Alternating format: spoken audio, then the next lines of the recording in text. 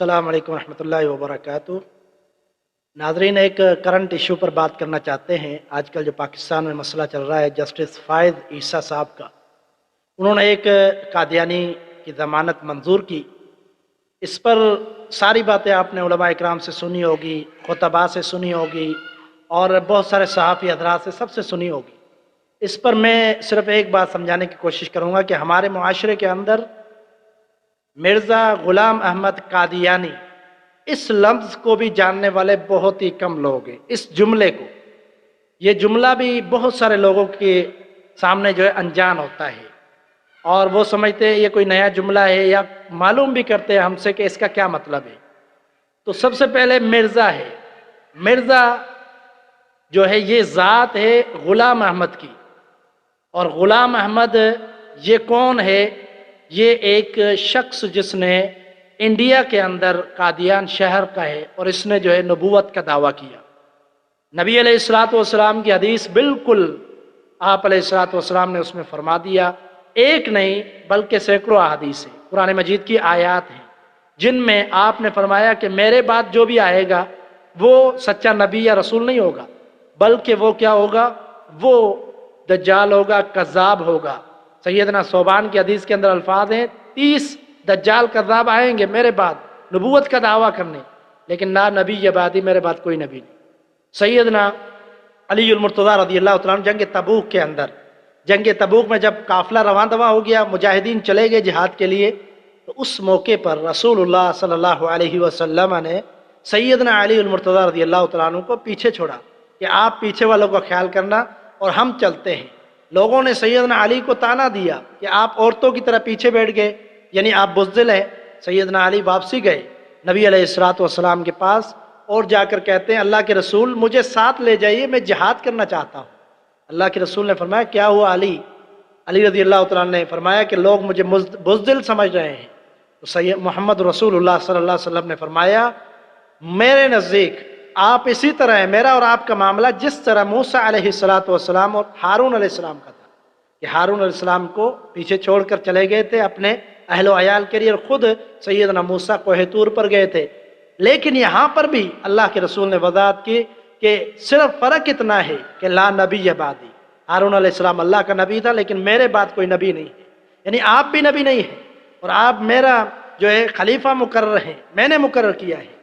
احادیث تو بے شمار ہیں، قرآن مجید کی آیت، رسول اللہ صلی اللہ علیہ وسلم کی ختم نبوت پر دلالت کرنے والی آیت، آپ علیہ الصلوۃ والسلام کے بارے میں اللہ تعالیٰ نے فرمایا وَمَا أَرْسَلْنَاكَ إِلَّا كَافَّةً لِلنَّاسِ بَشِيرًا وَنَذِيرًا، کہ ہم نے آپ کو نہیں بھیجا مگر تمام انسانوں کے لیے ڈرانے والا اور خوشخبریاں سنانے والا۔ یعنی آپ آئے، آپ کا مقصد یہ تھا تمام انسانیت کے لیے، مطلب کیا ہے کہ اب کوئی نبی نہیں آنا۔ ایک اور آیت میں فرمایا خاتم النبیین ولیکن رسول اللہ و خاتم النبیین، کہ آپ خاتم النبیین ہیں۔ تو مرزا نے، اس بدبخت اور ملعون نے نبوت کا دعویٰ کیا۔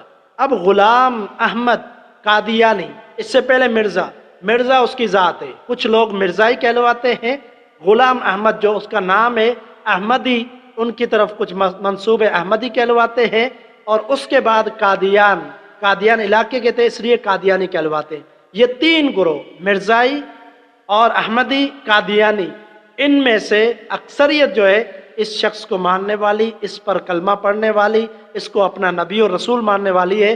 تو یاد رکھنا جو مرزا ذات والا جو بھی مرزائی اس کو نبی مانتا ہے وہ کافر مرتد ہے۔ غلام احمد خود بھی مرتد ہے، احمدی جو اس کی طرف منسوب ہے وہ بھی مرتد ہے، وہ بھی کافر ہے، اور قادیانی جو اس کی طرف منسوب ہے وہ بھی کافر ہے۔ یہ سارے کا سارا گروپ جو ہے یہ کافر مرتد ہے، پاکستانی آئین کے مطابق بھی مرتد ہے، اور محمد رسول اللہ صلی اللہ علیہ وسلم کے فرمان کے مطابق بھی گستاخ ہیں، مرتد ہیں، کافر ہیں۔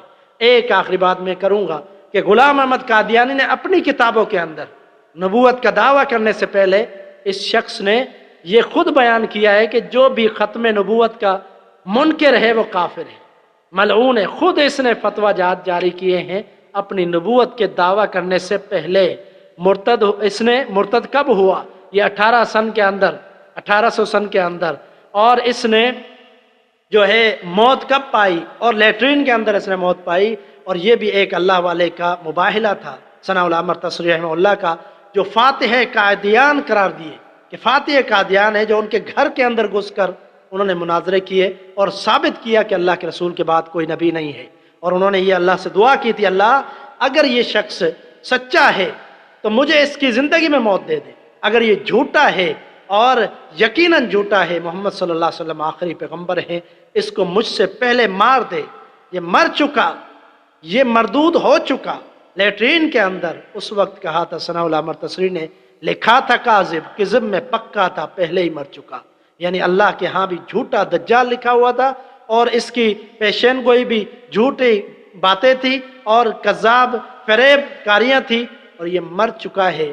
اس کے بعد فاتح قادیان قرار دیے گئے ثناء العامر تصریح رحمہ اللہ۔ معلوم ہوا کہ یہ قادیانی یہ سارے کے سارے مرتد ہیں، یہ دائرہ اسلام سے خارج ہیں، ان کا اسلام سے کوئی تعلق نہیں ہے۔ یہ جہاں رہتے ہیں اس وقت ربوہ میں، یہ پاکستان کے جو ریاست ہے اس کے بھی خلاف ہے، ہزاروں ایکڑ کے اندر ان کی زمین ہے، اور اس ساری کے اندر پاکستانی قانون کے مطابق کوئی مسلمان وہاں پر ایک بالش بھی خرید نہیں سکتا۔ پتہ چلا کہ یہ قوم سے بھی غداری کرتے ہیں، ملک سے بھی غدار ہے، اور پیغمبر سے بھی غداری، دین سے بھی غداری۔ ان کو رہنے کا کوئی حق نہیں ہے زمین پر۔ بس اتنی سی بات سمجھانی تھی کہ مرزا غلام محمد قادیانی اس جملے کے ساتھ 3 فرقوں کا تعلق ہے، کچھ مرزائی کہلواتے ہیں، کچھ احمدی کہلواتے ہیں، کچھ قادیانی کہلواتے ہیں۔ ہمیں علم ہونا چاہیے، پڑھنا لکھنا چاہیے، اس حوالے سے معلوم کرنا چاہیے، تاکہ کہیں ہم جو ہے غلطی کی وجہ سے یا گمراہ نہ ہو جائے، اور اپنے اہم ترین بنیادی عقیدے کو ہم چھوڑ نہ بیٹھیں کہ ختم نبوت یہ ہر مسلمان کا بنیادی عقیدہ ہے۔ اللہ تعالی ہمیں سمجھنے کی توفیق عطا فرمائے۔ وما توفیق